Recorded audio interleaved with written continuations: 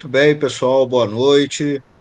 Sejam mais uma vez bem-vindos aí ao nosso ciclo de palestras. Para quem está chegando pela primeira vez, eu sou o Magela, sou professor do Instituto Federal Sudeste de Minas Gerais, Campo de Barbacena, e líder do grupo de pesquisa em áreas protegidas do Instituto. Anualmente, né, para quem ainda não participou, anualmente nós realizamos o nosso ciclo de palestra, que denominamos GAP Convida, que é uma forma de capacitar os nossos pesquisadores e também de interagirmos com a sociedade com temas ligados à conservação da natureza. Esse ano, em especial, o nosso ciclo de palestras está focado na experiência dos gestores de unidades de conservação de diferentes esferas administrativas e diferentes categorias que estão contribuindo conosco com as suas experiências em loco, experiências no dia a dia. Rapidamente dar uns avisos aqui antes de começarmos. Vocês perceberam aí que as câmeras e microfones estão desligados por questão de segurança, mas caso queiram interagir conosco, só enviar uma mensagem, uma pergunta pelo chat ou levantar a mão após a palestra que eu libero acesso. Lembro também que todas as palestras, essa é a nossa 15ª palestra, todas as palestras desse ano, né? Todas as palestras estão disponíveis no YouTube da nossa ONG parceira, o Grupo Brasil Verde. Como se trata de um ciclo de palestras, nós podemos emitir um certificado de participação no ciclo de palestras, desde que as pessoas registrem a frequência no formulário disponibilizado para esse fim, de presença em 7 das palestras que nós oferecemos ao longo do ano. O formulário vai ser liberado pela nossa equipe aí no chat, mas também pode ser preenchido depois no YouTube, quando eventualmente for assistir outras palestras. Lembro ainda que, caso você queira acompanhar tudo o que acontece, os eventos do GAP, nós temos um grupo de WhatsApp, que o link está aí no chat, para as pessoas acompanharem as nossas atividades, nossas ações, nossos ciclos de palestras, nossos eventos. Já convido para a próxima palestra, que será semana que vem, dia 3 de outubro, quinta-feira. E, por fim, por favor, né, registre aí de onde vocês estão participando. Normalmente nós temos pessoas do Brasil inteiro e até de outros países participando conosco ao vivo aqui e assistindo posteriormente no YouTube. Bom, eu vou já apresentar o nosso palestrante, né, o Marcos Mesquita. Ele é graduado em Ciências Aquáticas, com habilitação em Gestão de Recursos Hídricos pela Universidade Federal do Maranhão, é isso? Acho que sim, né? Mestre em Sustentabilidade de Ecossistemas também pela Universidade Federal do Maranhão, especialista em perícia e licenciamento ambiental pela Universidade Federal de São Carlos, analista ambiental do Instituto Chico Mendes de Biodiversidade e chefe do NGI, do Núcleo de Gestão Integrada do Instituto Chico Mendes de Biodiversidade. O Marcos vai falar para a gente sobre gestão ambiental participativa na Reserva Extrativista Chico Mendes, no Acre, e eu já deixo aqui, Marcos, o meu agradecimento, minha admiração pelo trabalho. Sei da fase complexa que vocês estão enfrentando, e mesmo assim você está cedendo o seu tempo para contribuir conosco. Então, já antecipo aí os meus agradecimentos, muito sinceros, por esse momento, e passo a palavra para você e te deixo à vontade. Obrigado, professor Magela, obrigado a todos pelo convite. Vou compartilhar aqui a apresentação em minha tela a vocês.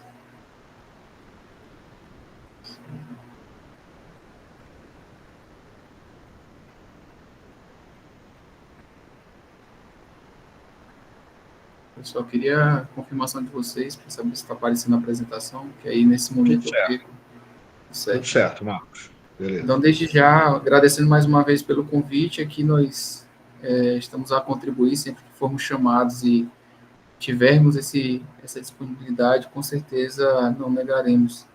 E de forma muito fraterna, né, nos disponibilizamos sempre a qualquer instituição de ensino em especial. Então, boa noite a todos. Aqui nós trouxemos uma parte da gestão, né, do Instituto Chico Mendes. Lembrando que o Instituto Chico Mendes de Biodiversidade e da Conservação ele faz gestão de territórios. E dentre as várias ferramentas, nós temos a gestão socioambiental, que nesse momento nós fizemos um recorte da gestão participativa que nós temos realizado ao longo desses 2 anos. Sou analista ambiental do Instituto e ingressei no ICMBio no concurso de 2022. Então, primeiro, apresentando a nossa reserva extrativista Chico Mendes para vocês, peço desculpas, tem um erro de grafia aqui. Ela foi criada pelo decreto 99.140, em 12 de março de 90. O plano de manejo dela é de dezembro de 2006. Ela tem aproximadamente uma área de 931 mil hectares. E aí nós falamos aproximadamente porque já passou por atualização, né, dentro da regulação de seus limites. Então, hoje nós falamos de algo próximo a 1 milhão de hectares. Ela passa por 7 municípios dentro do estado do Acre, sendo eles Rio Branco, que é a capital, Capixaba, Sena Madureira, Chapuri, Brasileia, Epitaciolândia e Assis Brasil. Como o professor falou, a unidade operacional hoje, a operacional é a que abrange tanto a Resex Chico Mendes como a área de relevante interesse ecológico Seringal Nova Esperança, é o NGI Chico Mendes. E eu chamo a atenção para vocês que na época da criação da Resex Chico Mendes, aí eu faço um recorte nesse primeiro item. No decreto de criação tem que o objetivo dessa unidade de conservação é o interesse ecológico e social, e aí nós estamos falando da onde partiu o modelo de reservas extrativistas e foi onde se deu os empates, né, e nós podemos buscar ao longo da história a luta de Chico Mendes e demais seringueiros contra os donos de seringais, para que esse modo de vida pudesse ser constituído, para que esse arranjo, essa unidade de conservação, que não naquela época se pensava em um projeto de assentamento, mas os seringueiros, né, como o próprio nome diz, eles não se adequavam a esses projetos de assentamento, e aí começaram uma movimentação para que fosse declarado aquele território reserva extrativista, e ali eles pudessem ter segurança jurídica, que poderiam morar no seu território sem depender da boa vontade dos donos dos seringais. Porque se você for buscar ao longo da luta, né, dos empates, nós observamos um trabalho análogo à escravidão, onde o seringueiro, se ele não tirasse a quantidade de borracha necessária para se manter dentro do território, ele era expulso pelos donos das propriedades. Então, eu chamo a atenção, mais uma vez, ao objetivo que está descrito no decreto 9.140, que é interesse ecológico e social para essa reserva extrativista, que é denominada Chico Mendes. E no CNS, ele chama a atenção que essa reserva extrativista, ela é originalmente da luta pela identidade dos seringueiros. Então, você observa que aqui nós temos a unidade de conservação a partir de uma luta e um movimento social. Então, aqui eu apresento para vocês o mapa da delimitação da reserva Chico Mendes. À direita, onde nós temos aqui a colocação PA Goiás, nós temos a Rio Branco.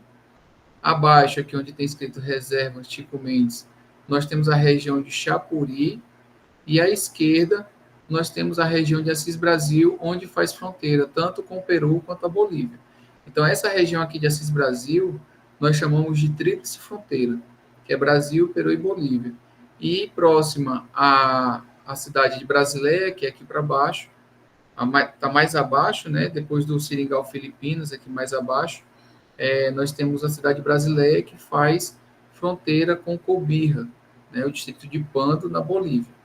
E aí eu chamo mais atenção para vocês, mais uma observação que vocês possam fazer nesse mapa, que vocês observem como é que está ao redor da reserva extrativista Chico Mendes. E aí nós temos um artigo do professor da Universidade Federal do Acre, lá do campus de Cruzeiro do Sul, que ele destaca que a reserva Chico Mendes hoje, o papel dela também é de recomposição e recarga dos aquíferos. Então, assim, por um dado momento, ao longo da gestão, nós fizemos um histórico, né, de 1990, quando a reserva foi criada, e até hoje. Então, nós observamos que a reserva extrativista Chico Mendes hoje, ela segura um pouco dessa pressão, que vai ser relatada mais na frente, e ela é como objeto de conservação, na verdade, de conservação de uso sustentável, né, uma unidade de conservação de uso sustentável, ela vem segurar esse modo do desmatamento desenfreado. Então, eu chamo a atenção mais uma vez a vocês, que vocês observem ao redor da unidade de conservação e vejam que nós temos muita área de solo exposto. E aqui eu venho fazer relatos a vocês. Por que eu preciso fazer esses relatos? Porque como eu estou falando de participação social, eu vou relatar como era antes e como se deu o desdobramento ao longo desse tempo, né? Assim, é uma história mais recente, que foi um apanhado que eu pude fazer, inclusive, com colegas que já estão na unidade há mais tempo. Então, de 2016 a 2022, nós tivemos a grande restrição orçamentária e desmonte dos órgãos ambientais como um todo. Dentre eles, o ONG Chico Mendes, né, ou o Instituto Chico Mendes de Biodiversidade. E aí, para nós podermos materializar esse desmonte, na unidade que eu trabalho hoje, haviam 5 funcionários, 5 servidores efetivos, aproximadamente para 1 milhão de hectares, como nós olhamos lá, que são 900 e poucos mil hectares. Então, assim, 5 pessoas para dar conta de toda a gestão desse território e diante das diversas políticas. E também, de 2019 a 2022, nós tivemos as atividades socioambientais enfraquecidas, e aí potencializada pelo projeto de lei 6027 de 2011, e ele teve o objetivo de desafetar uma parte da reserva, mas o mote dele era desmontar ou descaracterizar a reserva extrativista Chico Mendes como unidade que é objeto de sustento de várias famílias. E aí, quando eu falo várias famílias a vocês, nós temos aqui uma perspectiva, né, porque nós não temos esse levantamento ocupacional completo hoje, mas nós temos uma perspectiva de 5 mil famílias estarem dependendo dessa unidade de conservação e lá morarem. Nós temos também, nesse período de 2019 a 2022, um aumento no desmatamento, invasão e venda de colocações. Porque, observem, dentro da política de troca de colocações, a pessoa que tem o perfil do beneficiário, que ela tem um perfil de extrativista, ela pode vender as suas benfeitorias, mas ela não pode vender a terra, ela não pode vender a área, porque é a área da União. Então, nós não podemos conceber mercado de terras públicas. Então, com isso, essas invasões, principalmente vindos de Rondônia, com a inauguração da ponte do Rio Madeira, nós temos essa invasão e essa venda de colocações dentro da reserva. E isso desencadeia um problema. Por quê? Porque quando foi, em 1990, quando foi indenizado os donos dos seringais, eles tiveram uma unidade para que eles pudessem ser indenizados, uma unidade de medida. Então, assim, uma estrada de seringa seria aproximadamente 100 hectares. E eles usaram essa conversão para justamente poder fazer a indenização dos donos de seringais. E isso perpetuou ao longo da história, inclusive até hoje. Então, tem muitos moradores que estão na reserva extrativista desde os primórdios, que eles falam assim, eu tenho 5 estradas de seringa. Se você colocar dentro dessa conversão, seria 500 hectares, né? Sendo que uma estrada de seringa está para 100 hectares, então 5 estradas de seringa seria 500 hectares. Porém, a professora André Alexandre, da Universidade Federal do Acre, ela tem desenvolvido um projeto no Porongaba de geotecnologias. Então, lá tem um laboratório que eles montaram, um laboratório de geotecnologias, onde ela faz a capacitação dos jovens da comunidade. E como projeção desse projeto de extensão, ela capacitou os jovens em geotecnologias e os jovens vão com seus pais e os seus pares informando aonde tem o marco da colocação de cada um. E, pasme, tem pessoas que dizem que teoricamente teriam 500 hectares, que na verdade só tem 200, 200 e pouco, 300 hectares. Então, assim, essa unidade de medida foi para fins de indenização. E aí, como perpetuou, isso tem virado um problema, porque, por exemplo, existem pessoas que relatam que tem 7 estradas de seringa. Dentro dessa concepção inicial que eu relatei a vocês, seriam 700 hectares. Então, quando ele vende para uma pessoa que não tem a característica, não tem o perfil de beneficiário e é invasor do território, ele vende, por exemplo, 200 hectares. A pessoa, ela vem com o agrimensor e ela mede 200 hectares. Só que quando ela mede 200 hectares, muitas vezes ela entra na estrada de seringa do vizinho. E aí começa um conflito. E a gente tenta remediar enquanto órgão cogestor do território. Isso é importante, porque como nós estamos tratando de uma reserva extrativista, o ICMBio vem fazendo a cogestão do território. Por quê? Porque os outros cogestores são as associações concessionárias e aqueles que lá habitam. Então, em 2022, nós tivemos um marco, né, que foi justamente o concurso que eu falei a vocês, onde vieram aproximadamente 154 servidores para a Amazônia, e para a unidade que eu trabalho vieram 5. Também, em 2022, o Instituto de Estudos Amazônicos, eles ajuizaram uma ação contra o IBAMA e contra o ICMBio por omissão. E justamente naquele período que eu mostrei a vocês, o desmatamento e a queimada, ela disparou. Se vocês forem pegar nos sistemas oficiais de detecção de desmatamento, vocês vão observar que nesse período, né, peço licença para voltar, nesse período de 2019 a 2022, o desmatamento ele disparou, né, no ano da ETEI, no caso da ETEI e o PRODES. E corroborando com isso, nós tivemos também em 2023 a CPI das ONGs, onde pessoas trabalharam para descaracterizar a reserva extrativista Chico Mendes e assim fazer uma projeção ou submeter a mudança de categoria ou a extinção de unidade de conservação. No caso, o ideal para essas pessoas que estiverem envolvidas nessa CPI das ONGs era que a reserva extrativista Chico Mendes virasse projeto de assentamento por estar descaracterizado. Só que quando nós falamos em descaracterização, isso não prospera. Por quê? Porque dentro desse mesmo território que teve audiência pública da CPI das ONGs, nós temos pessoas que querem continuar no território como reserva extrativista e ainda extraindo seringa, né? Isso é algo que eu não coloquei na apresentação, mas que é importante, que nós tivemos o declínio da comercialização de borracha e hoje ela já está numa curva ascendente.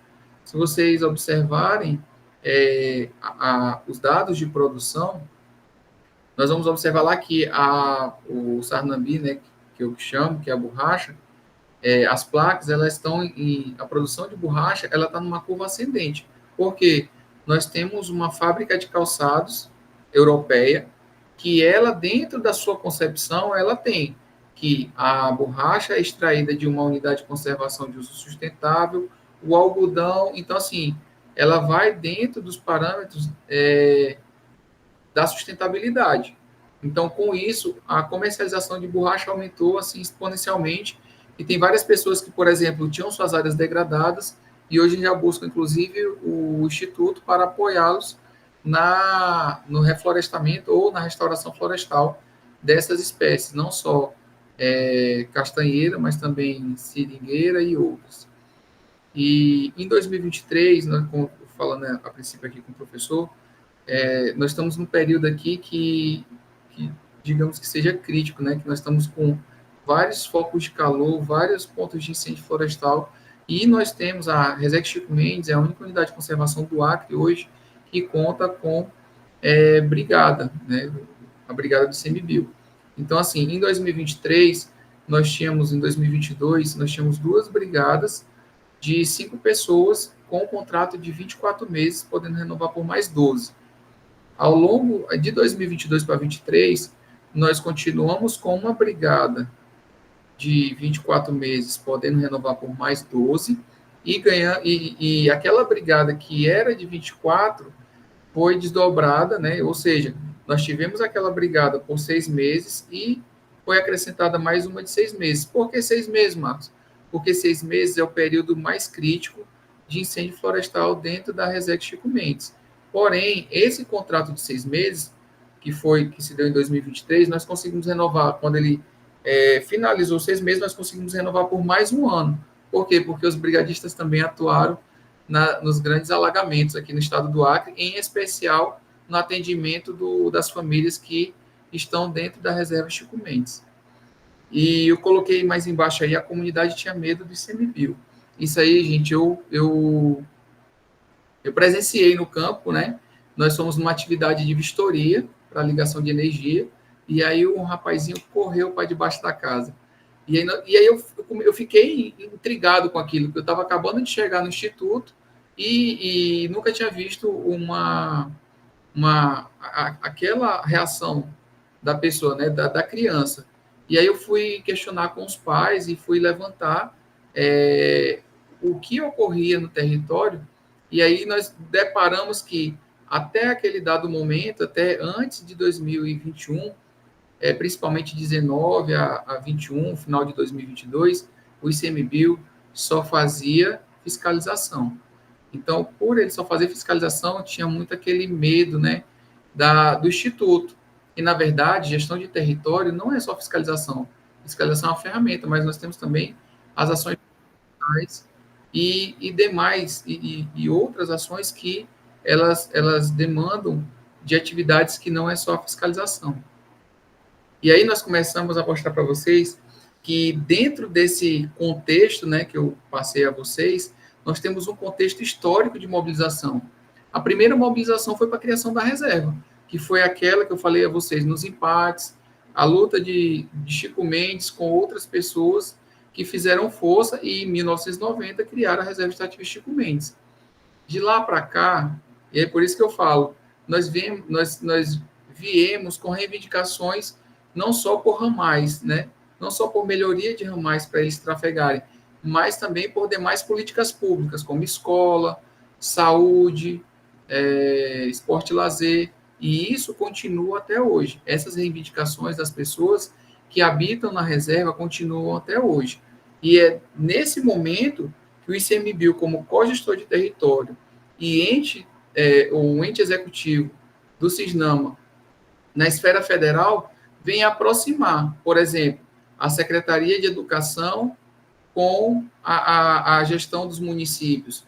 Vem aproximar, por exemplo, eu falei para vocês do Laboratório de Geotecnologias, que a professora Andréa começou com alguns computadores obsoletos da universidade, que foi doado para esse local, né, para esse seringal, e depois veio a emenda parlamentar, onde a secretária falou assim: Marcos, nós estamos com uma emenda parlamentar aqui que a gente tem que aplicar dentro da reserva Chico Mendes. E aí ela foi, a secretária de Meio Ambiente do Acre conheceu o trabalho da professora Andréa, e agora eles estão melhorando o laboratório, melhorando no sentido de que aqui é uma base para as pesquisas, que ali seja um modelo para ser aplicado ao longo das unidades de conservação do Brasil, mas principalmente nas outras partes do território da Reserva Chico Mendes. Em 2008, nós tivemos a primeira versão, em 95, perdão, foi a primeira versão do plano de utilização. Esse plano de utilização teve a participação social e eles falaram que eles aceitavam ou não aceitavam de ser desenvolvido nesse território. Por exemplo, hoje nós temos na atualização dele, né, que foi em 2008, que as pessoas podem utilizar 10% do seu seringal, né, da sua colocação, perdão, pode usar 10% da sua colocação para criação de gado e também para roçado, para as culturas, para diversas culturas. Só que esses 10% não pode ultrapassar 30 hectares. Porque já pensou se a pessoa tem 700 hectares na concepção dela, sem medição e delimitação nenhuma, e ele quer utilizar 10%, então a própria comunidade, a própria sociedade, os próprios beneficiários, que os moradores da reserva, lá em 2008 falaram, nós podemos usar 10% da nossa colocação, porém, não pode ser ultrapassado 30 hectares. Assim como eles falaram que para ser reconhecida uma colocação, ela deve ter, no mínimo, 2 estradas de seringa. Entende? Então, assim, nós viemos com a participação social e até hoje continuamos com ela. Por isso que nós falamos que o ICMBio é cogestor, porque existem ações em que o ICMBio é provocado, só que o ICMBio ele rebate para a comunidade, para os beneficiários e moradores da reserva, e pergunta: o que vocês querem aqui? Como vocês querem tratar dessa temática? E assim nós vamos levando. Nós tivemos aqui um manejo florestal madeireiro, que foi um pedido à época da comunidade, porém ele não prosperou. Né? Foi um projeto em que os beneficiários, salvo engano, não se beneficiavam de fato do manejo florestal brasileiro, então por isso não prosperou. Então, as árvores que tinham sido derrubadas e não foram utilizadas, eu vou falar para vocês mais à frente aonde elas estão sendo utilizadas hoje. A Moprecarb, pessoal, é uma associação concessionária da reserva, onde eles têm direito real de uso, e eles, em 2011, se mobilizaram que eles precisavam de atendimento em Rio Branco. Daqueles 7 municípios que nós falamos, que eu falei no princípio a vocês, a Moprecarb, ela atende Rio Branco e Capixaba. E ela também, por um momento, ficou desativada. Em 2018, o seu Dimas, que é um morador, é um seringueiro, é um beneficiário, ele reivindicou a trilha Chico Mendes. Depois vocês podem obter mais informações. Ele reivindicou a trilha, aí eu coloco quilômetro 75 Brasileia, que é o endereço lá. No quilômetro 75, entra para a casa do seu Dimas, para a colocação do seu Dimas, e lá tem um local que, quando vocês olham a foto, parece um oásis. Mas naquela época, em 2018, o seu Dimas reivindicou essa área e ele proporcionou o reflorestamento de toda a área dele, inclusive com a potencialização da recarga de aquífero dessa área. Ele mesmo fala, assim que eu cheguei aqui na unidade, eu fui conhecer a propriedade dele. E ele falou assim: aqui, isso tudo era desmatado. Essa água aqui que você está olhando aqui, essa lagoa, era só um filete de água. E hoje você olha e observa de forma concreta que a restauração pode acontecer, e aquilo ali faz com que os recursos hídricos sejam conservados e preservados. A Mopreb é uma associação concessionária de Brasileia e Epitaciolândia, que são são 2 municípios que ficam na fronteira com a Bolívia. E o Sindicato de Trabalhadores e Trabalhadoras Rurais, eles reivindicaram servidores na base avançada, BAV, abreviação de base avançada, que fica no município de Brasileia. Isso, eles foram para dentro dessa base avançada reivindicar, tanto contra o PL 6024 de 2019, como também a presença de servidores naquela unidade para que fosse feito o atendimento deles. E em 2019 também houve uma cobrança da reunião de conselho. Por quê? Porque o conselho da reserva ele é deliberativo e ele não estava ocorrendo. O conselho tinha sido desmobilizado. Então, desde 2019, a sociedade, os moradores, os beneficiários comunitários da Reserva Extrativa Chico Mendes e as entidades, né, as entidades que os representam, eles tinham a cobrança reiterada da reunião do conselho, porque somente através da reunião do conselho eles podiam definir ações dentro do território. Em 2019, nós tivemos também a descoberta dos primeiros geoglifos, são 4, nessa época foram 4. Esse ano nós descobrimos mais 2 através de um novo traçado da trilha Chico Mendes. Então, assim, nós temos esse histórico de mobilização, e aí com aquela parada, aquela pausa que eu falei para vocês no início, em 2022 nós tivemos o concurso, né, para o ICMBio e para o IBAMA, mas eu falo especificamente do ICMBio, onde vieram 5 funcionários no primeiro momento. E ali nós começamos a retomada. Eu digo que a retomada porque todas as outras políticas públicas, todas as outras ações de gestão do território, elas estavam paralisadas ou não haviam tido início. E naquele momento, como eu falei a vocês, até aquele momento eram só fiscalização, fiscalização e fiscalização.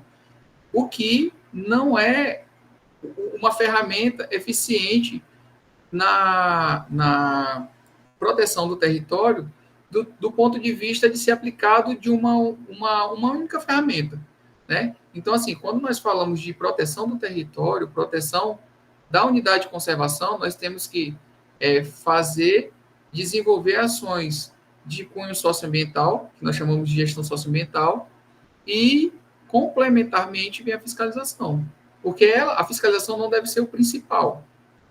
Então, com essa virada de chave, essa retomada, nós tivemos a implantação de viveiros e também a instalação de SAFs pelo programa ASL. Foi feita uma licitação e quem ganhou essa licitação aqui no estado do Acre foi a SOS Amazônia. Então, eles vêm desenvolvendo aproximadamente ali desde 2021, 2022, esses viveiros comunitários. Então, eles escolheram áreas dentro do território, onde eles implementaram os viveiros e aí vão fazendo restauração florestal e plantio de SAFs com fins de arranjo produtivo. Em 2022, aproximadamente ali em dezembro de 2022, nós tivemos a primeira reunião do Conselho depois dessa paralisação, e também em 2022 nós começamos a emitir autorizações diretas. E aqui eu abro um parêntese. O ICMBio, ele não é órgão licenciador. Por isso que o nome é autorização direta e não licença ambiental, apesar dos moradores da reserva chamar de licença ambiental. Então, assim, nós tínhamos um gap e muito grande de, por exemplo, Programa Luz para Todos. O Programa Luz para Todos não tinha sua efetividade dentro do território e muitas pessoas ainda não tinham energia justamente porque faltava autorização direta. Muitos ramais não eram melhorados porque faltava essa autorização. Em muitos momentos, os gestores municipais tentaram fazer de qualquer forma e, por exemplo, a fiscalização atuando tiveram suas máquinas apreendidas. Então, nesse momento, eles falavam assim, olha, eu não posso entrar na reserva se o ICMBio não me der a licença. Então, quando nós chegamos em 2022, nós intensificamos, né, as vistorias para a liberação dessas autorizações diretas, nós intensificamos a parceria com as universidades, isso também porque era algo que a mobilização social realizada dentro do território pedia. Muitas vezes ele falava assim, tem, por exemplo, a professora Andréia, ela já trabalha, salvo engano, há mais de 30 anos no Porongaba. Então, eles começaram a relatar. E aí a universidade começou a iniciou uma parceria assim, mais próxima, onde muitas vezes, depois de 2022, os professores da universidade chegam no carro do ICMBio e as pessoas não estranham mais. Então, assim, nós começamos através dessa aproximação do trabalho de gestão socioambiental, a desmistificar ou a mudar aquela visão que eles tinham. E aí, lembrem que eu falei do manejo florestal comunitário? Aquelas árvores que não foram utilizadas, que já foram abatidas, né, e não foram utilizadas, elas começam a ser utilizadas no ateliê da floresta em Chapuri, lá na colocação Rio Branco, e uma das grandes lideranças dessa colocação Rio Branco é o Raimundo Mendes, que é conhecido como Raimundão.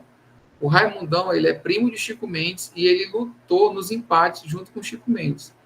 Então, ele é um grande animador e uma grande liderança dessa região, e hoje eles têm um ateliê onde eles fazem bacias, colheres, cartiçais belíssimos de madeira, oriunda ou do plano de manejo que não prosperou, ou então daquela parte da árvore, das galhadas, que não eram utilizadas no plano de manejo.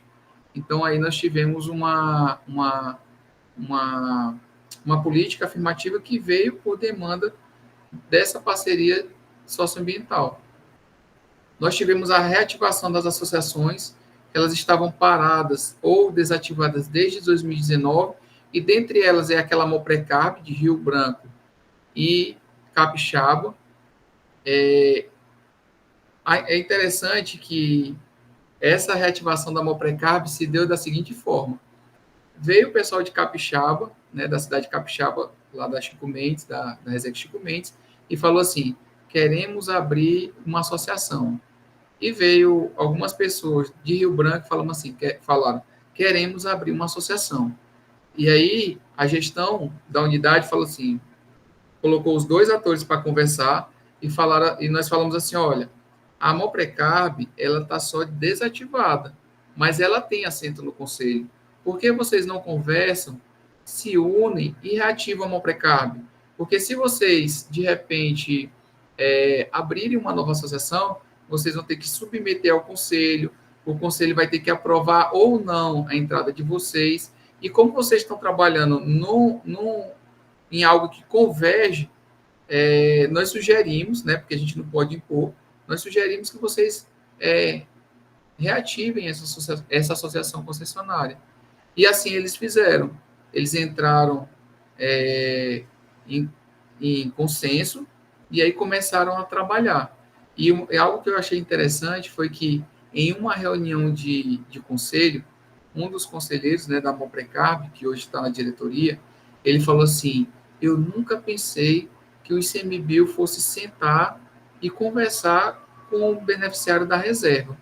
Aí eu falei para ele assim, o nome dele é Pablo, eu falei assim, Pablo, esse é o certo, é o ICMBio e a associação concessionária fazendo a gestão, né? Como a Marie Legrete fala, nós do ICMBio somos cogestores, então nós temos que andar sempre alinhado com aquelas pessoas que estão habitando dentro da reserva, com os moradores da reserva, com os beneficiários. E aí, falando de beneficiário, eu estou me policiando muito para falar de beneficiário, porque a definição do perfil das famílias beneficiárias só aconteceu em dezembro de 2023. Nós passamos o ano de 2023 todo trabalhando, e quando deu em dezembro, em uma reunião do conselho, o conselho aprovou o perfil da família beneficiária. Então, assim, ano que vem, a reserva fará 35 anos. Então, esse ano ela tem 34 e o ano passado tinha 32 anos. Ou seja, demorou 32 anos para ter o perfil da família beneficiária. Porque a partir desse perfil, nós vamos poder elencar quem... Nós que eu falo assim, o conselho, né? Porque o ICMBio é presidente do conselho, ele ocupa a cadeira de presidência do conselho. Então, o conselho poderá elencar quem são as pessoas que, de fato, são beneficiárias e quem não é. E como eu falei em vocês, em 2024, esse ano nós começamos com uma retomada forte da trilha Chico Mendes. Então, assim, na retomada da trilha Chico Mendes, tipo assim, um novo trecho, e aí eu coloco assim, novo trecho da trilha Chico Mendes em Epitaciolândia. Esse trecho foi por demanda da comunidade. A comunidade, o seu Chico Melo, falou assim, eu quero ter turistas aqui, que é a mesma pessoa que mora no Porongaba, onde já tem aquele laboratório de geotecnologia. Então ele falou assim, eu quero ter turista aqui, eu quero mostrar isso aqui, eu quero mostrar o quanto é bonito isso aqui. E aí nós, por demanda dele, nós, no projeto de reativação do trecho antigo da trilha, nós tivemos também esse novo trecho aberto em Epitaciolândia. E também, em 2024, nós tivemos em junho a primeira reunião do Conselho Deliberativo da Resex dentro da reserva. Então, assim, todas as reuniões do Conselho sempre eram feitas na capital do Acre, que é Rio Branco. E na última reunião, naquela de dezembro, teve um conselheiro que falou assim, nós queremos uma reunião do Conselho ou algumas reuniões do Conselho dentro do território. E nós, enquanto gestores, falamos assim, compramos a ideia, vamos lá. Se é um desejo dos beneficiários, e aqui a gestão é participativa de vocês fazem cogestão, então nós vamos fazer essa reunião dentro da Resex. E aí a primeira reunião foi no município de Assis Brasil, na colocação de visão, lá na fronteira, naquele município que eu falei para vocês, que ficava mais à esquerda, na fronteira com o Peru e a Bolívia. Hoje, nós estamos na etapa de reconhecimento das famílias beneficiárias. Então, dentro do Conselho Gestor, tem uma Câmara Técnica, ou Câmara Temática, perdão, que está numa mudança de nomenclatura e de atividade. Esse CT, nós chamamos de CT, ele está junto com o ICMBio verificando aquelas pessoas que estão no território, porque eles conhecem aquelas pessoas, então eles vão dizer se aquela pessoa tem o perfil, se não tem o perfil, se ela pode voltar à regularidade, se talvez ela não tenha mais como voltar à regularidade, e aí eles vão classificando dentro desse CT e vai saindo a cada mês, agora está sendo implementada a cada mês, a lista de família, de reconhecimento das famílias beneficiárias. Então, hoje nós já temos de todo o território de Sena Madureira e um Seringal Dois Irmãos, que é em Chapuri.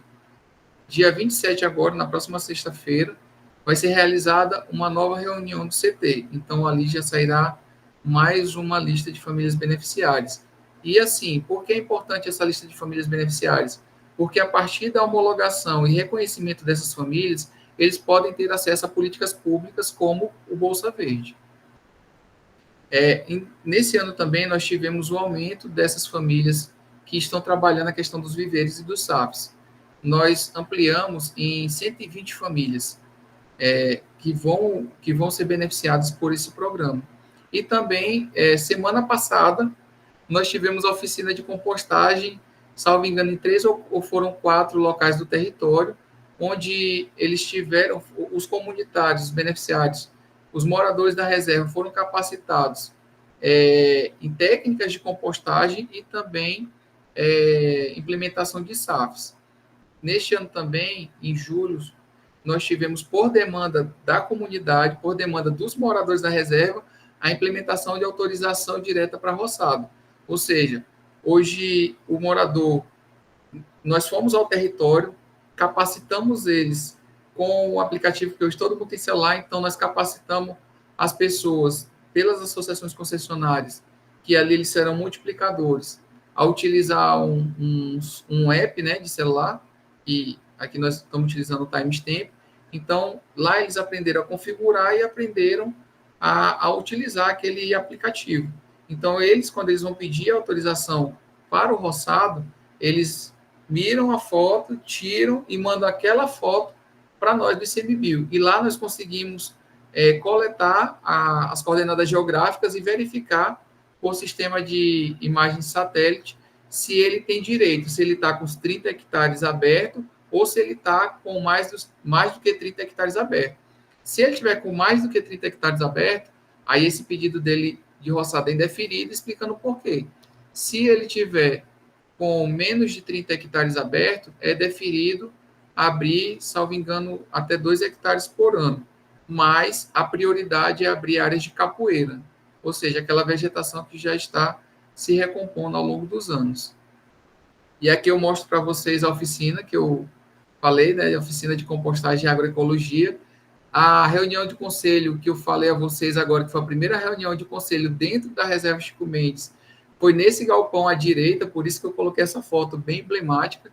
A primeira reunião foi na colocação da divisão lá em Assis Brasil, e aqui nós tivemos, aqui à esquerda, nessa foto à esquerda, nós temos a oficina que foi realizada na colocação Rio Branco. Essa pessoa, não sei se vocês estão conseguindo visualizar, mas essa pessoa de vermelho aqui ao meio é o Raimundão. É o Raimundo Mendes, o qual eu falei para vocês. Isso aqui mais uma foto também da oficina de compostagem SAFs.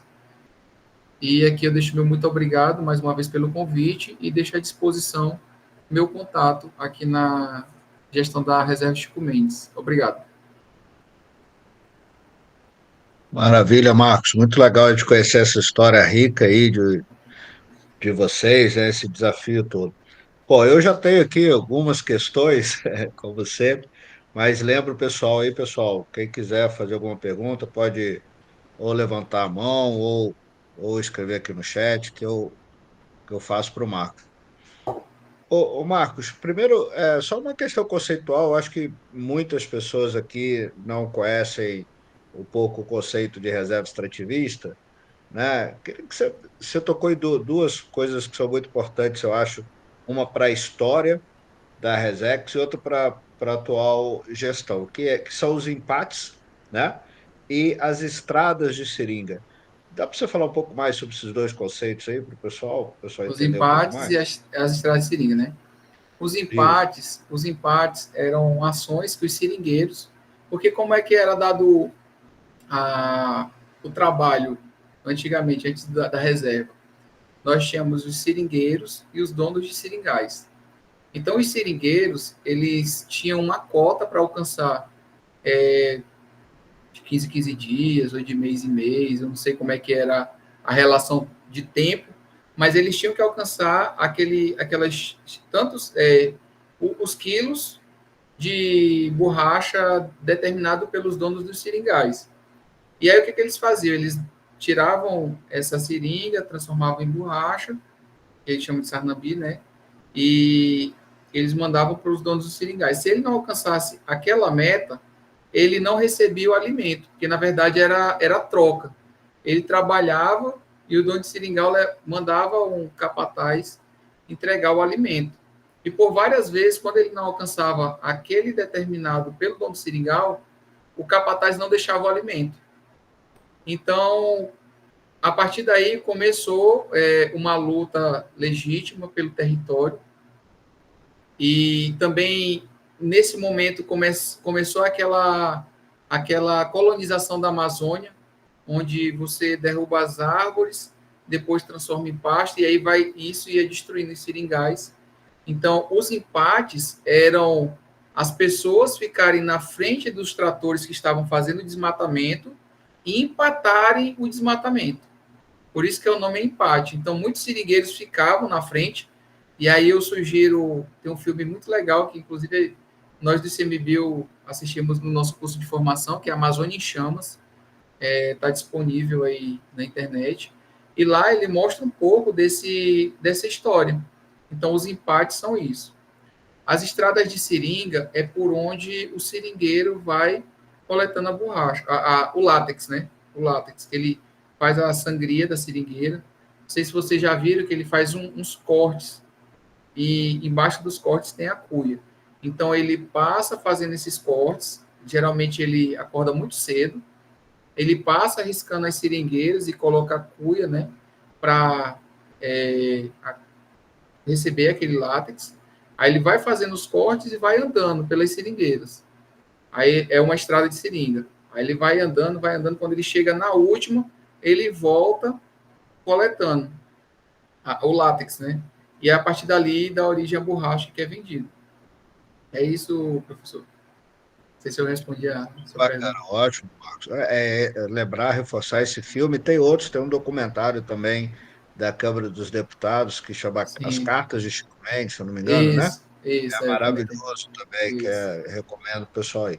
Bom, vou passar a palavra aqui à nossa amiga Maria Cristina, que é da Comissão Mundial de Áreas Protegidas da IUCN, também da Confederação Brasileira de RPPNs. Cristina, fica à vontade. Inicialmente, parabenizando o Marcos Mesquita pela ótima apresentação realizada. Obrigado.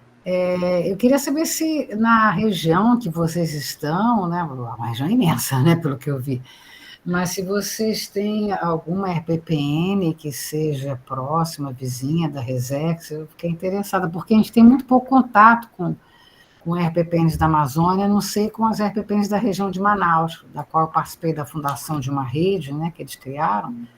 Então, eles se interagem muito pouco conosco, né, os RPPnistas da Amazônia. Eu queria ver se você tem algum contato com o RPPnista lá da região em que está a Resex, vocês têm algum contato com eles?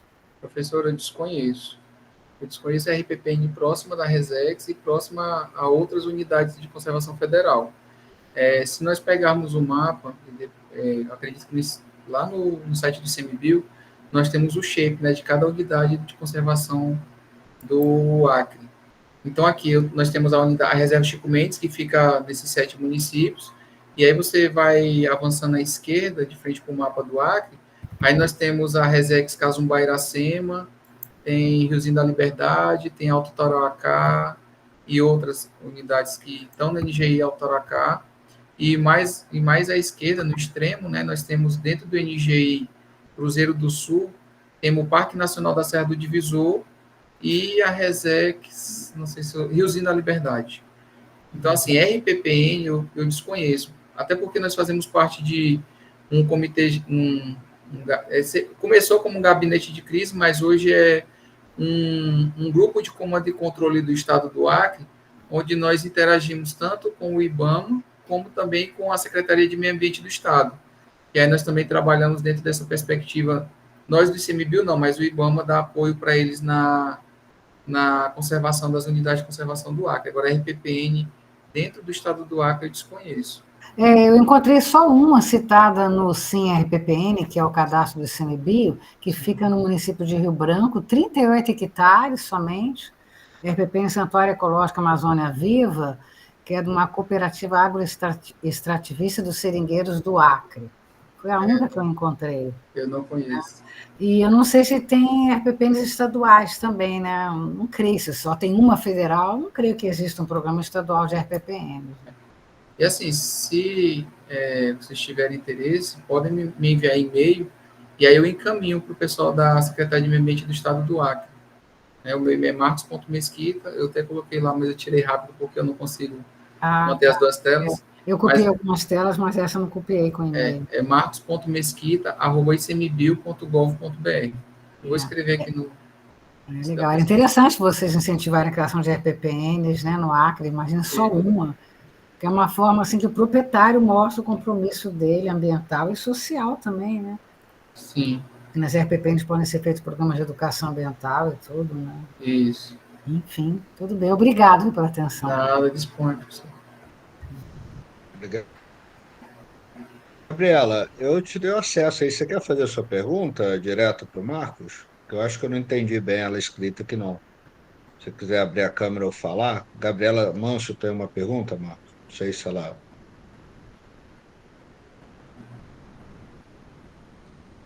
Não sei se ela está com problema de conexão, mas enfim, a pergunta dela é qual a maior demanda que os gestores do ICMBio têm para prestadores de serviços ambientais em reservas extrativistas? Eu não entendi bem. Não sei se a demanda que o pessoal demanda o ICMBio para algum tipo de apoio, deve ser isso. Em geral, o apoio que nós damos são aqueles que estão no nosso escopo, que irá potencializar ou ajudar nos objetos de conservação. Então, como eu falei, né, nós não temos nenhuma empresa privada que trabalhe hoje dentro da Resex Chico Mendes em parceria com o ICMBio. Nós temos, por exemplo, empresas que coletam essa borracha através da cooperativa do Acre, né? Por exemplo, o que eu falei para vocês foi uma empresa de calçado, onde o seringueiro vende a borracha para a cooperativa do local dele, como, por exemplo, em Chapuri, é a Copa Chapuri. Aí ele vende a borracha para a Copa Chapuri e a Copa Chapuri ela entrega para a Cooperacre. E a Cooperacre ela tem uma usina de beneficiamento e aí manda para Santa Catarina, salvo engano, em big bags. Né? A borracha já, tipo, eu digo moída, né? Mas é cortada em pequenos pedaços para poder facilitar o transporte. Agora, empresa privada, não. Nós não temos nenhum trabalho com empresa privada. E, assim, no caso desse programa SL de restauração florestal com fins ou com arranjos produtivos, e aí trabalha a questão de espécies frutíferas, principalmente, no caso da SOS Amazônia, eles ganharam uma licitação, foi feita uma licitação a nível nacional, como toda licitação, menor preço, eles ganharam a licitação. Não é nada que é direcionado do ICMBio para a instituição. Beleza, Marcos. Eu ia te fazer outra pergunta, mas já apareceu aqui na tela o nosso amigo Miguel. Miguel, fica à vontade aí, pode mandar brasa. Miguel Marcos, não sei se você conhece, eu lembro, é da época da SEMA. Teve no IBAMA, ICMBio, uma grande figura importante para a gente aqui na história da conservação. Vai lá, Miguel. Obrigado. Desculpe, boa noite aí, Marcos e Margela. Obrigado aí, Margela, pelas palavras aí. Eu sou um dos dinossauros aí, né? Sou um dos dinossauros aí Eu ajudei a criar o CNPT, viu, Marcos? Eu tenho legal. muita honra de falar isso. Só fazer aqui um parênteses, Miguel, só para não te esquecer que hoje nós somos semifinalistas. Né? Miguel, além de tudo, é botafoguense. Estou concentradíssimo aqui, cara. Tô ansiosíssimo com esse jogo aí. Mas vamos ganhar. O Marcos, eu trabalhei muito com o Gilberto Siqueira, né? Você deve conhecer aí, não sei se... O Gilberto Siqueira foi presidente da Funtac aí no Acre, depois ele ajudou a criar o CNPT. Criou o CNPT, né? E eu tive a honra de estar participando desse processo aí de criação do CNPT também. Trabalhei com reserva extrativista, ajudei a regularização fundiária aí da reserva lá do Rio Ouro Preto, lá do Cajari, Chico Mendes, eu cheguei perto, cheguei só na cidade de Chapuri lá, mas a gente ajudou muito na regularização fundiária, né? Porque era uma pressão muito grande aí para a regularização fundiária das reservas extrativistas, né? Foram criadas aí em 1990 e tinha uma pressão até internacional e tal, né? Você deve ter acompanhado aí. E aí, na época lá, o Luxemburgo criou o CNPT ligado diretamente ao presidente do IBAMA.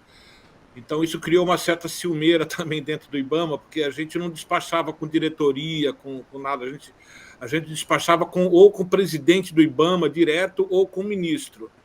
Né? Então, porque, enfim, a gente sempre falava que era diferente, né? Trabalhar com populações tradicionais ou trabalhar com tartaruga, né? Pô? Então, E a gente tinha um conselho consultivo muito organizado, né? Que fazia parte do Movimento Nacional dos Pescadores, também a COIAB, né?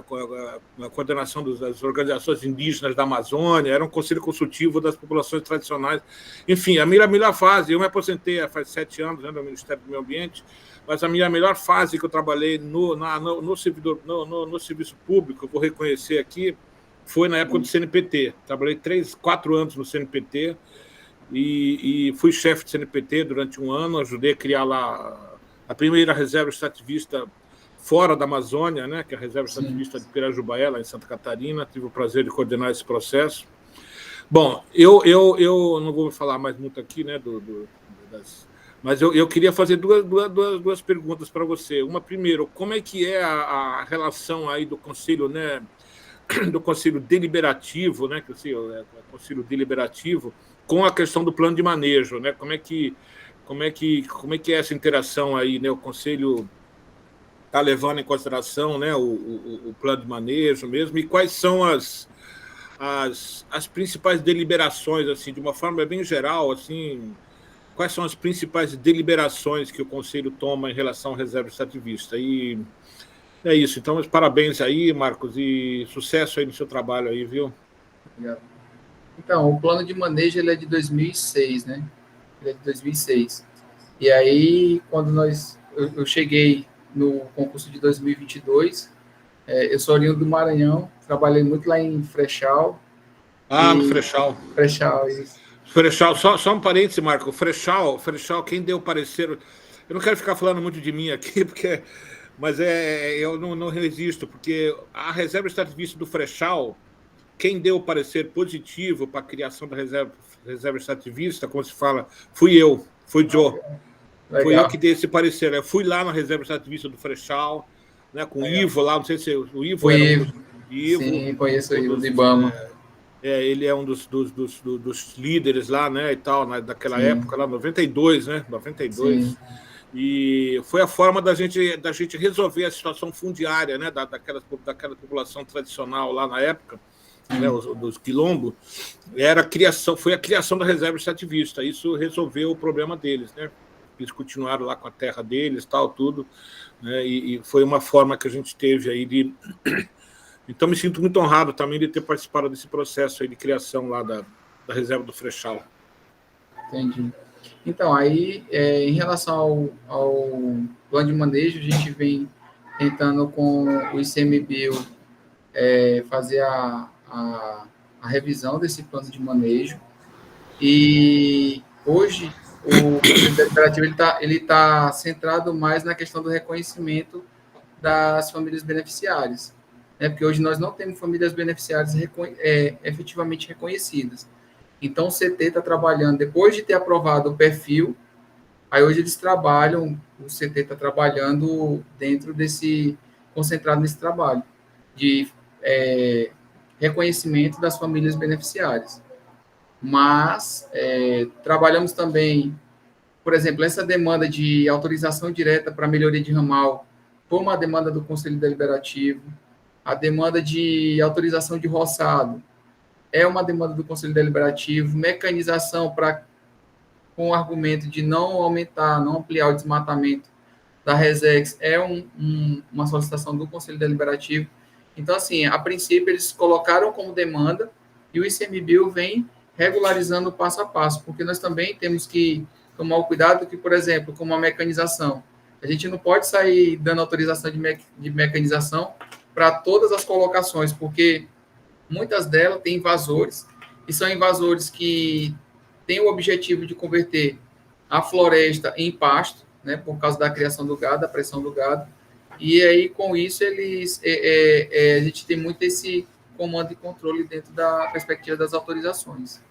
Mas a interação da gestão com o Conselho Deliberativo, hoje nós somos bem próximos, né? Então, assim, qualquer demanda, os próprios conselheiros nos procuram o nosso ponto focal da gestão socioambiental, que é a servidora Cibele, está mais próxima com eles, e aí eles apresentam a demanda e a gente tenta dar vazão dentro da medida do possível. Quantas reuniões mensais quantas reuniões anuais são feitas no Conselho? Então, ao longo do ano, ordinária tem que ser feito três ou quatro, salvo engano. Ordinária. Em 2022, nós conseguimos fazer uma ou foram duas na reativação. Esse ano, essa que foi feita lá na divisão era para ter sido feita em março. Como nós estávamos naquele inverno amazônico e não passava carro, quadriciclo com muita dificuldade, moto quase não dava, entendeu? E eles pediram para postergar para junho, então nós conseguimos fazer uma em junho. Tem a perspectiva de fazer uma no final de outubro, começo de novembro, e uma em dezembro, ou talvez mais uma em novembro para dezembro, ordinária, porque aí também a gente depende de recursos, né? E hoje quem nos salva muito é o recurso APA, porque o orçamentário não tem muito dinheiro assim, para imagino tá bom. Mobilização. Obrigado. Eu teria outras questões aí, mas eu vou deixar aí para o pessoal aí. Depois, se sobrar se o Magela deixar um tempinho aí para mim depois, obrigado. Tudo bem. Obrigado.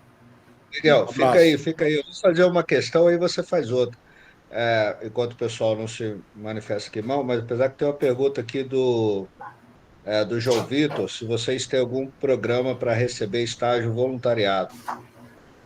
O ICMBio, ele tem um programa de estágio voluntário, né? Na verdade, é um programa não de estágio. Tem um programa de estágio e tem um programa de voluntariado. São duas coisas diferentes. E no caso do voluntariado, é lançado o edital no site do ICMBio, o voluntário se inscreve e a partir daí começa todo o processo de seleção do voluntariado. O estágio curricular, ele se dá por outra forma, né? Tem as vagas já pelo CIEE, aqui no Acre é pelo CIEE. E a gente gera a demanda para a Gerência Regional Norte, que é a nossa gerência, a Gerência Regional da Amazônia, que fica localizada lá em Santarém, no Pará. Eles, tendo disponibilidade das vagas, eles autorizam e a gente faz a contratação do estagiário. Marcos, eu queria tocar um assunto que eu acho que é importante para a gente entender o conceito de reserva extrativista, que é exatamente a cadeia produtiva, né? Quer dizer, hoje eu imagino, eu cheguei a visitar algumas reservas extrativistas em Rondônia, em outros lugares, não tive a chance de ainda ir ao Acre, mas espero em breve. Mas um dos desafios que a gente tem, inclusive com a produção da borracha, é você ter um mercado para isso, né? Hoje você citou aí uma empresa privada que tem comprado essa produção. Mas eu entendo que o Estado teria que ter uma participação mais ativa nesse processo. E pelo que eu sei das histórias, me parece que tinha uma fábrica de preservativo vinculada aí na região. eu não sei, eu queria que você me falasse qual a sua análise da importância de uma presença mais ativa do Estado para garantir a compra da produção e a manutenção da reserva extrativista, evitando substituição, por exemplo, com a pecuária. E fala um pouco dessa fábrica, porque eu tenho curiosidade, eu cito elas nas minhas aulas, mas não tenho conseguido saber se ela está ativa, se não está, se ainda funciona. Então, a Natex, que é a fábrica de preservativo que fica lá em Chapuri, ela está desativada. Esse ano, salvo engano, acho que no começo do ano, nós recebemos a visita não sei se é a agência ou se é o órgão do governo estadual do Acre, onde eles estão fazendo estudo de viabilidade de reativação da fábrica, mas talvez não com o objetivo de fabricação de preservativos. Essa fábrica foi desativada na época do governo Temer, porque a principal fonte deles era a compra feita pelo Ministério da Saúde. Então, a partir do momento que o Ministério da Saúde cancelou essa compra, a fábrica entrou em declínio e aí fechou suas portas. Dentro dessa perspectiva de venda da borracha, como eu falei a vocês, né, antes as pessoas não tinham essa perspectiva de venda, né, da borracha porque o preço era muito baixo. Então, hoje nós temos o que eles chamam de subvenção, é o subsídio. Nós temos o valor, que é o da borracha mesmo, aí tem subsídio estadual, tem subsídio municipal, em alguns municípios desses 7, e tem também um incentivo pelo PSA, que a própria empresa dá. Então, eles têm um programa de zelo, que eles chamam dos, salvo engano, não sei se são 5 zelos, 4 zelos, e o zelo é a pessoa cuidar do seu território, a pessoa não tirar o látex de forma que vá prejudicar a seringueira e também que ele cuide da sua área. E, assim, eu até tive contato com a pessoa que é responsável pela conservação dessa empresa europeia, lá, francesa, de calçado, e ela falou assim, Marcos, nós temos um sistema de monitoramento que não é tão sofisticado, mas a gente consegue, com mais satélite, olhar a partir de um ponto se tem desmatamento na área da pessoa. Então, o seringueiro, se ele desmata, ou se ele não cuida direito da sua área, de repente tem um fogo, aí o agente local, que, por exemplo, é o presidente ou alguém da cooperativa de Chapuri, que é a Copa Chapuri, eles vão verificar e reportam isso à empresa de calçado. Então, isso, no final das contas, pode culminar em o receber ou não o PSA, né, que é o Programa por Serviços Ambientais. Então, assim, o que era, por exemplo, R$10, R$13, hoje, eles estão pagando, em média, 27, 23, está entre 23 e R$27 por quilo, né? E algo que a gente trabalhou enquanto ICMBio, quando tinha o chefe anterior a mim, quando ele assumiu, nós identificamos valores pagos dentro do território da Resex Chico Mendes, só que para um município pagava um valor e para outro município pagava outro valor. E aí nós, enquanto cogestores do território, chamamos a empresa e falou assim, olha, você está comprando a borracha de um mesmo território, então você tem que pagar o mesmo valor para todos os seringueiros. E aí, com uma conversa e um acordo, eles chegaram e hoje eles já pagam. De Assis Brasil a Rio Branco, eles pagam o mesmo valor. Mas isso foi um trabalho também de atuação do ICMBio, como gestor do território e como, digamos assim, que protege as comunidades tradicionais, né? Porque esse é o nosso papel. Não é só fiscalizar, repreender e multar, mas também fazer essa cogestão e aproximar essas pessoas. Maravilha. O João Pedro, que é do Instituto de Meio Ambiente do Espírito Santo. João, abre a câmera e faz pergunta direto. Ele fez uma pergunta aqui, mas pode... Beleza, João? Vai lá. Beleza, professor, valeu. Primeiro, parabéns, né, Marcos, pelo trabalho aí, né? difícil imaginar, né, que nem você falou, assim, 33 anos ainda não saber, assim, quem de fato mora, né, na reserva, quem são as pessoas que estão ali, enfim, e isso é bastante válido, né, bastante de dar o digno de parabéns mesmo, né, pela iniciativa de vocês. O que eu queria saber, assim, se as mudanças climáticas, né, a gente está vivendo nessa era, assim, se ela já está tendo algum impacto no extrativismo, na diminuição da produção da borracha, mortalidade, né, da seringueira, se já tem algum efeito, assim, das mudanças climáticas na atividade extrativista? O impacto que hoje nós conseguimos detectar na atividade extrativista é o desmatamento, né? Hoje eu não consigo te afirmar assim, João, o fato do aquecimento global ter aumentado em tantos graus provocou a morte de X seringueiras ou de castanheiras, né? Porque o extrativismo aqui é principalmente seringa, castanha e aquelas produtos não madeireiros como óleos, né? Então, assim, eu não sei afirmar para você se desconheço algum estudo que tenha feito isso. Porém, o desmatamento é o que mais afeta, e é o desmatamento para a conversão de pasto, né, dentro daquele modus operandi de ocupação da Amazônia. Vem, desmata, vende a madeira, faz o pasto, depois transfere para a agricultura. Como nós somos uma unidade de conservação, reserva extrativista mais uma unidade de conservação, então, assim, você observa, por exemplo, quando nós saímos aqui de Rio Branco, hoje eu estou lotado na capital, quando eu saio daqui para Brasileia ou para Cis Brasil, para Chapuri, nós observamos ao longo do caminho áreas que já estão no terceiro estágio, passaram pelo desmatamento, passaram pela conversão de pasto e hoje já estão na criação já estão no cultivo de soja, né, de monocultura, soja, milho, arroz.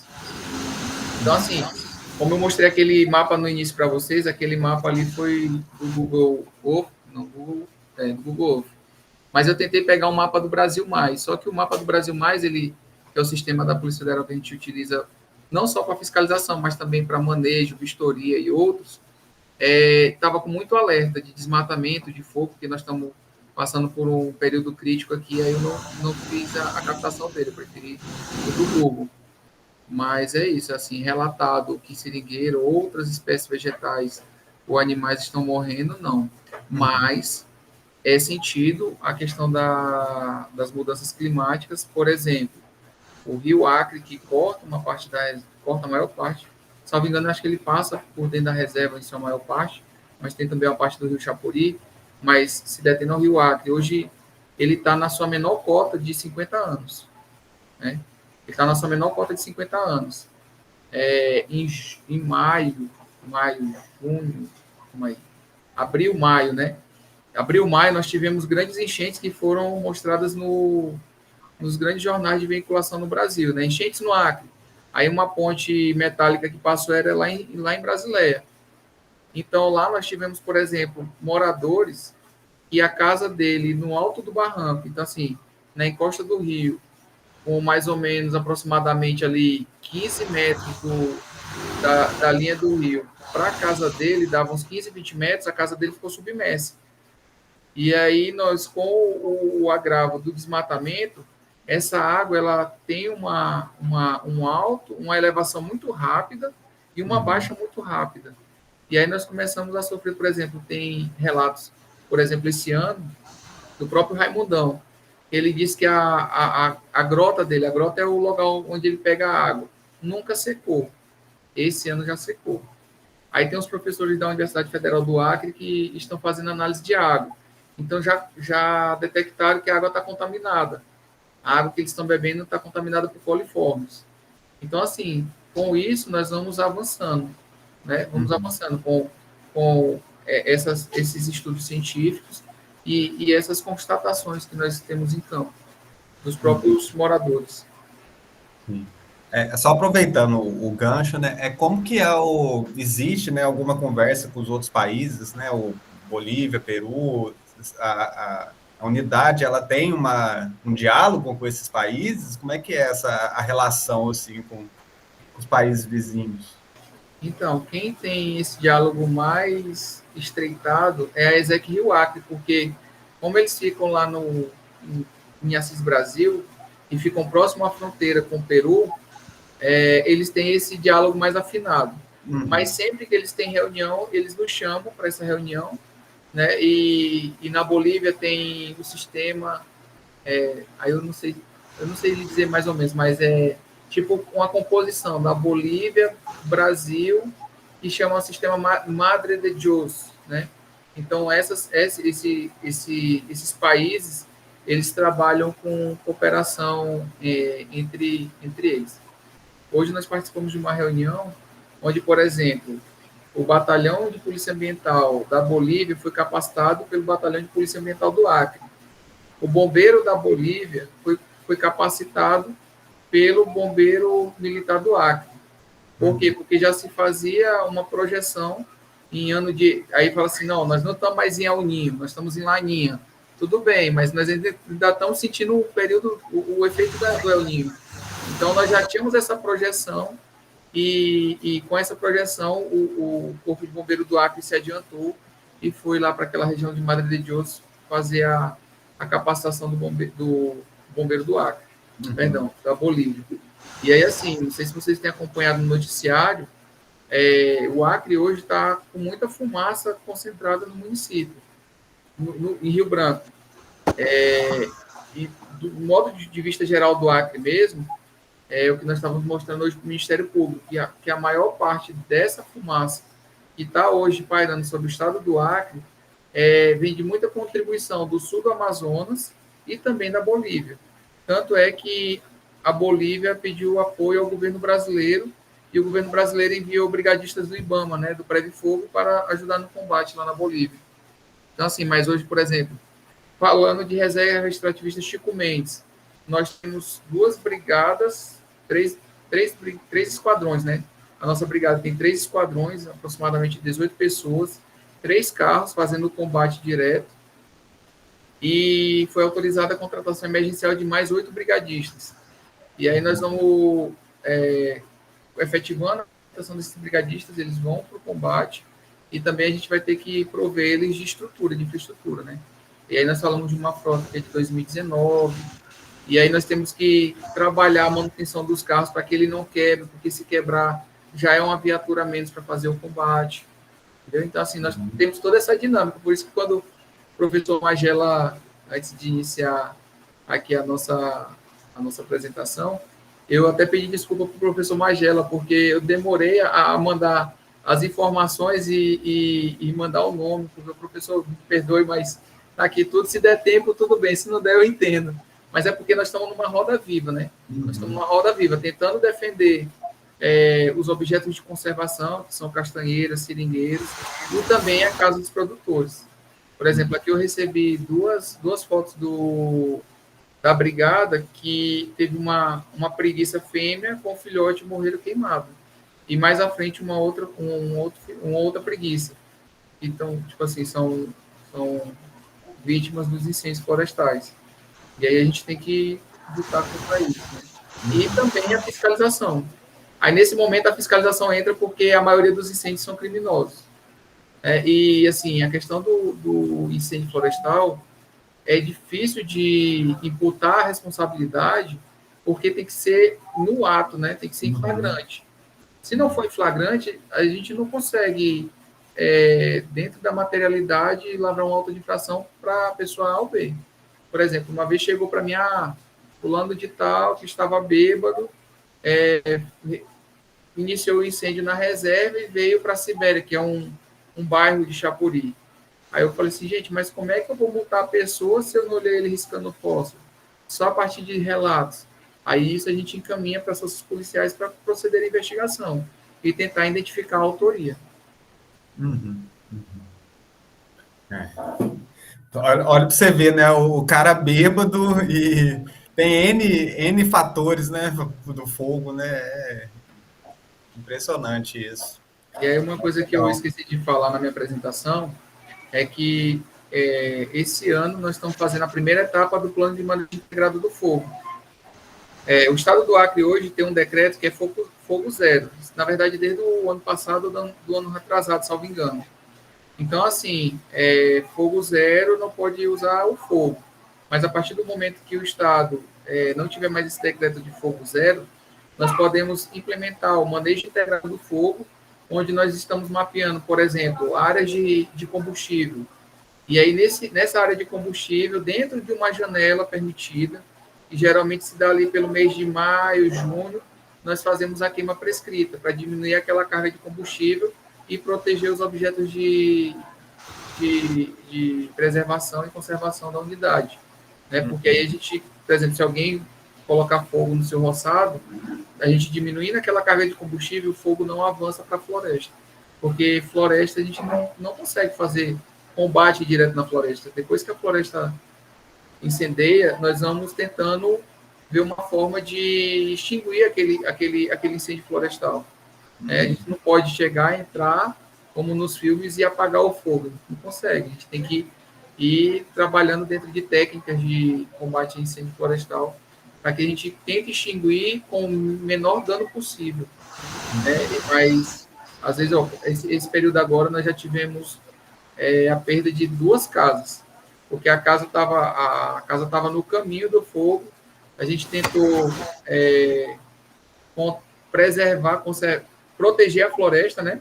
Entre uma parte da floresta e outra tinha uma casa. A gente tentou proteger a floresta, só que o fogo, a gente diz assim, que o fogo saltou a estrada, que era uma barreira física, pegou na casa, pegou na floresta e encaminhou. Então, assim, tem coisas que a gente não foge da nossa ossada e com segurança, né? Porque não adianta também a gente entrar no incêndio e ter notícias como nós já tivemos aí de dois brigadistas aí de outros estados que faleceram no combate. Beleza. Obrigado. Valeu. Eu não quero te cansar muito, Marcos, mas eu vou pedir só mais 2 perguntas, vou deixar a última para o Miguel.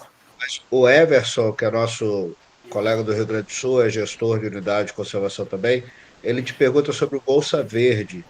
Qual é o percentual e o número de famílias que são eventualmente beneficiárias desse programa na Resex? Então, sobre o Bolsa Verde, é o que eu falei no início, né? Nós estamos em trabalho de identificação de famílias beneficiárias para poder incluí-las no Bolsa Verde. Então, até o presente momento, nós não temos nenhuma família beneficiária recebendo Bolsa Verde. Então, por isso que nós estamos num esforço nós estamos acelerados, tentando trabalhar mais do que 8 horas por dia. Tem servidores que, nas suas férias, tentaram agilizar uma parte do trabalho de reconhecimento das famílias beneficiárias, porque quiseram, não porque a gestão pediu, mas a gente está nesse compromisso de trabalhar essa lista de famílias beneficiárias para nós podermos ter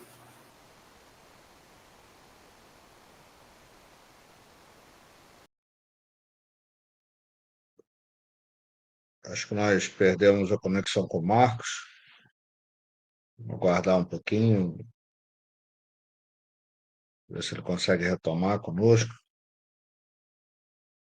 Mas é isso, né, pessoal? O desafio, né, da reserva extrativista é muito grande, né? Assim como todas as unidades, principalmente esse momento que a Amazônia está vivendo, né? Imagina os desafios que o Marcos tem lá na gestão, né?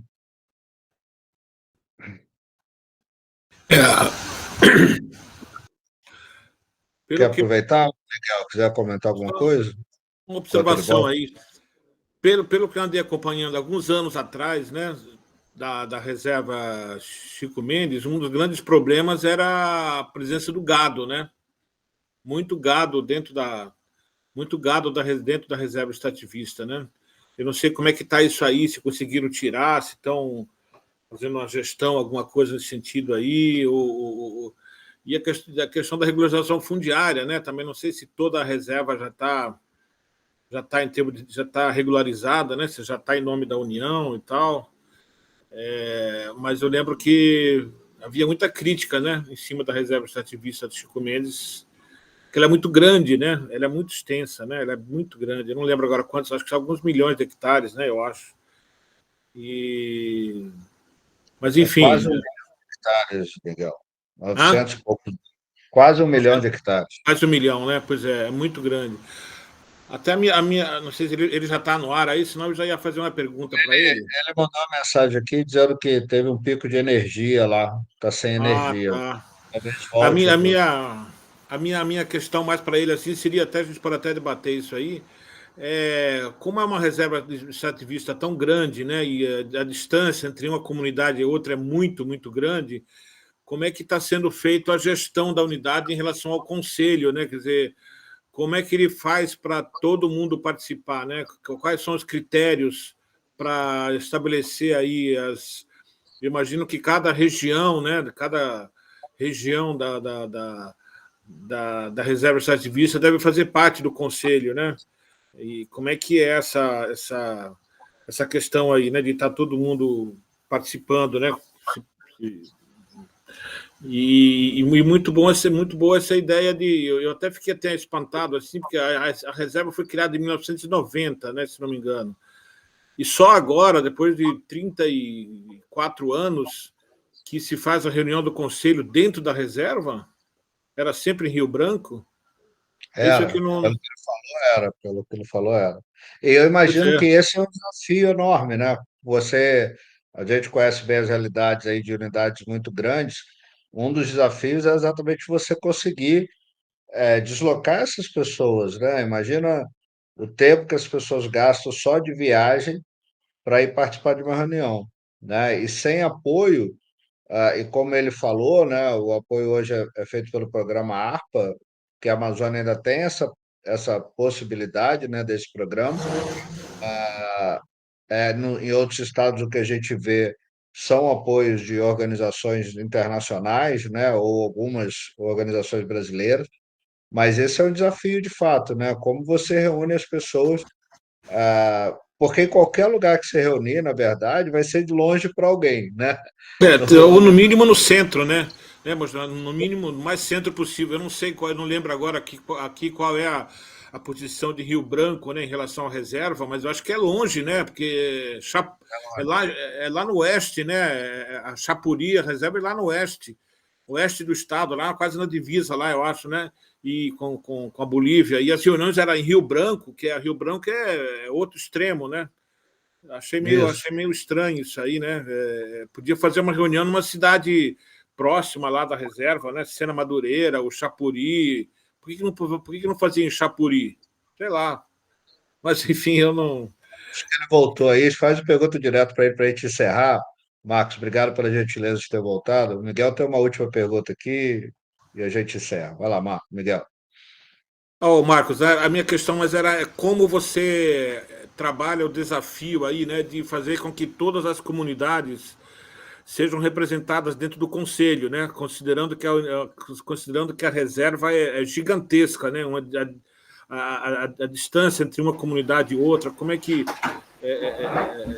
e essas reuniões eram sempre em Rio Branco, quer dizer, que é muito mais longe ainda, né? Quer dizer, não dá para não fazer essa reunião dentro de Chapuri, não, ou dentro de uma cidade mais próxima da reserva. E como é que é essa questão aí de fazer com que todos participam? Então, hoje o conselho ele é composto por todas as associações concessionárias, né? As associações concessionárias de Amoprecarb, que é Rio Branco e Capixaba, Amoprecena, que é Sena Madureira, Amoprex, que é Chapuri, Amopreb, que é Epitaciolândia, é Brasileira Epitaciolândia, e a Amopreab, que é Assis Brasil. Então, ela tem representantes das associações concessionárias, tem representantes dos sindicatos de trabalhadores e trabalhadoras rurais de cada região dessa, de cada município desse, tem representação das prefeituras ou das secretarias por elas indicadas, tem representação da universidade, o IEA, que é o Instituto de Estudos Amazônicos, da Marília Legretti, tem tem o Chico Mendes, perdão, fugiu agora o nome, Tá, tudo bem.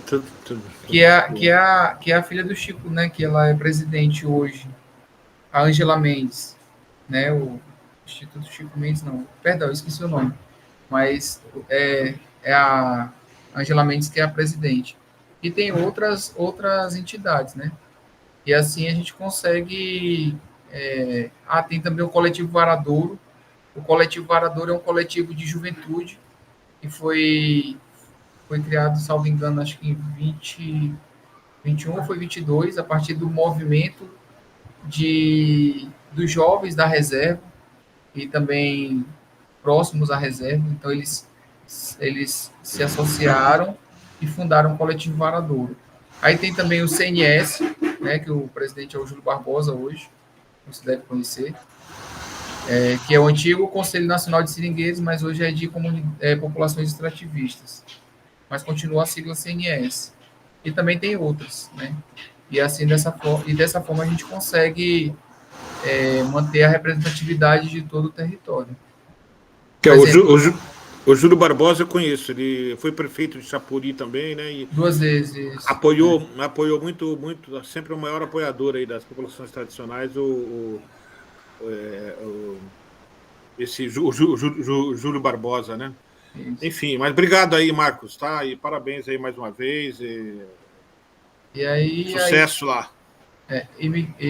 Professor Miguel, a ideia também, por exemplo, quando nós tivemos essa primeira reunião lá em Assis Brasil, que seria o local mais longe da capital, foi justamente motivado pelos conselheiros, né, de fazer dentro do território.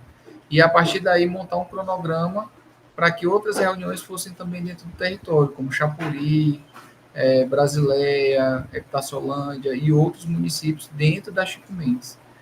E essa foi o piloto, foi a primeira, e aí nós entendemos que é importante salutar, manter essa lógica de reuniões não só na capital, mas também dentro do território. Muito bom, Marcos. Miguel, obrigado pela participação mais uma vez, obrigado a todos, claro, pela participação.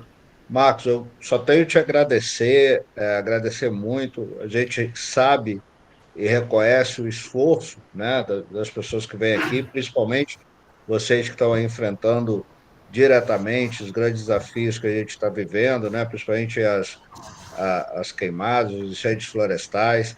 Então, eu só tenho mesmo a te agradecer, estar indo fora do seu horário de trabalho, né, contribuindo conosco. E, além de agradecer, quero deixar aqui registrado o nosso reconhecimento, né, pelo esforço que todos os ICMBio, todos os órgãos ambientais, estaduais, municipais têm frente às unidades, protegendo esse patrimônio brasileiro, né, tão pouco reconhecido muitas vezes, né, tão pouco valorizado, mas que nós buscamos reconhecer, valorizar e aplaudir sempre o trabalho de vocês. Deixa aí só para, caso você queira alguma palavra final, fica à vontade, Marcos. Muito obrigado ao convite, professor Magélia, como nós falamos, sempre que nós somos convidados a participar de um evento como esse ou outros, nós sempre estamos disponíveis, né, ou tentamos ter uma disponibilidade, porque nós achamos bem salutar esse compartilhamento de conhecimentos da vivência dentro da unidade de conservação. Desde já agradeço a cada um aí as perguntas muito boas. E deixo também disponível o meu contato, né? Eu coloquei no chat, porque a apresentação do PowerPoint foi muito rápida, afinal. Então, eu deixei no chat meu contato. Podem entrar em contato comigo caso queiram algo ou precisem de alguma informação sobre a unidade, né? Sobre o ativista Chico Mendes. E desde já fico convite para que todos possam conhecer a Reserva Chico Mendes, possam andar pelas trilhas, possam conhecer a colocação do seu Dima, do seu Chico Melo e de outros. E também nós participamos, por exemplo, como nós estamos na gestão da Reserva Chico Mendes todo ano, nós participamos da Semana Chico Mendes, que ela é realizada em Chapuri, de 15 de dezembro a 22, que é justamente para não deixar morrer a memória, né, de luta e dos empates e a memória também de Chico Mendes, que foi um grande, não digo mártir, mas um grande herói dentro desse modelo de reserva extrativista, né? Lembrando que esse modelo saiu do Brasil para outros locais do mundo. Então, assim, nós nos orgulhamos em trabalhar no Instituto e sempre estamos à disposição de quem assim desejar.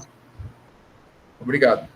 Muito obrigado, Marcos. Pessoal, eu quero só, antes de encerrar, lembrar aí que nós estamos com as inscrições abertas para o nosso curso de campo em conservação e ecologia e conservação da Mata Atlântica, Expedição Mata Atlântica, que acontece todo ano na segunda quinzena de janeiro, né? Já chegamos aí a 23 anos de curso, 32ª edição. Quem quiser mais informações, fazer contato conosco. Lembrar também que vamos estar no Congresso de Ecologia do Brasil, discutindo as áreas protegidas, com grandes nomes da conservação também, em outubro, agora em São Lourenço. E fica aí o convite para a nossa próxima palestra, quinta-feira que vem, dia 3, nós vamos receber mais uma colega aí do Marcos, do ICMBio, né, que é a Cristiane Figueiredo, que é do Parque Nacional dos Lençóis Parabéns. Maranhenses, que recebeu recentemente agora o título de sítio Ramsar, não, de Patrimônio da Patrimônio Humanidade, da né? Humanidade, isso, Patrimônio da Humanidade. Então, ela vai contar um pouco dessa história para a gente. Pessoal, muito obrigado, Marcos, de coração, muito obrigado aí, parabéns pelo trabalho e espero que a gente possa se encontrar em breve aí. Um grande abraço, pessoal, boa noite, Um grande abraço. até a Boa próxima noite. quinta-feira. Valeu, até mais. Até mais.